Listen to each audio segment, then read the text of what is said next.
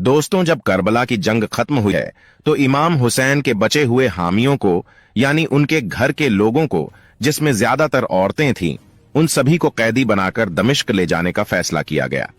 एक तरफ यजीद की फौज थी जो जीत के जश्न में नाच गाना कर रही थी, और दूसरी तरफ गामों से निढाल शहीदों का काफिला था। यह लोग परेशान थे, रो रहे थे और उनके चेहरे पर दर्द था। तारीखी किताबों से पता चलता है कि करबला के मैदान में जिन लोगों को शहीद किया गया, उनके जिस्म 2 या 3 दिन तक करबला के मैदान में ऐसे ही पड़े रहे, उन्हें दफन नहीं किया गया। करबला के मैदान के पास ही बनी असद का कबीले रहता था। जब वहां की औरतों ने देखा कि करबला के मैदान में फौज कम हो गई है और फौजी चले गए हैं, तो उन्होंने नहरे फरात से पानी लाने के बारे में सोचा। लेकिन जब वह नहरे फरात पर पहुंची तो क्या देखा कि वहां पर तो लाशें पड़ी हैं। ये देखकर उनके होश उड़ गए। बनी असद की औरतों ने देखा कि शहीदों की लाश करबला के मैदान में पड़ी है। किसी का हाथ कटा है, किसी का सर कटा है, किसी का पैर कटा है। यह देखकर बनी असद की औरतें अपने कबीले में गईं और लोगों को बताया कि करबला के मैदान में यह मंजिर है। इन औरतों ने मर्दों से कहा कि चलो और करबला के मैदान में जो लाशें पड़ी हैं उन्हें इज्जत से दफना दो, लेकिन उनके मर्दों की राय अलग थी।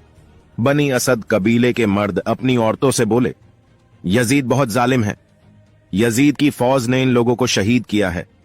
इस पर कबीले की औरतों ने अपने मर्दों को ताना देना शुरू कर दिया और कहा, तुम कैसे मर्द हो जो अहले बैत से मोहब्बत करने का दावा करते हो, लेकिन उनकी लाशों को दफनाना नहीं चाहते हो?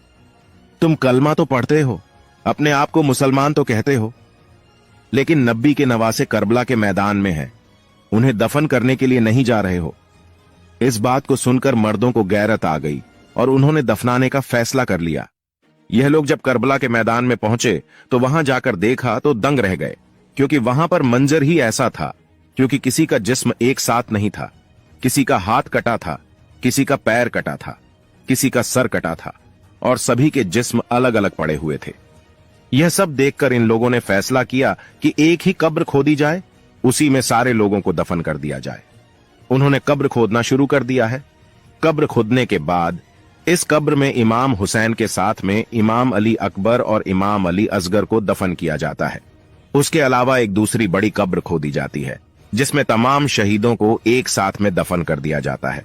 जिसमें सभी लोगों को दफन किया गया था वह आज भी मौजूद है और उसे गंज शहीदा कहा जाता है। यह तो बात हुई जिस्म को दफन करने की, लेकिन सबसे बड़ा सवाल यह है कि इमाम हुसैन का सर मुबारक को कहां दफन किया गया।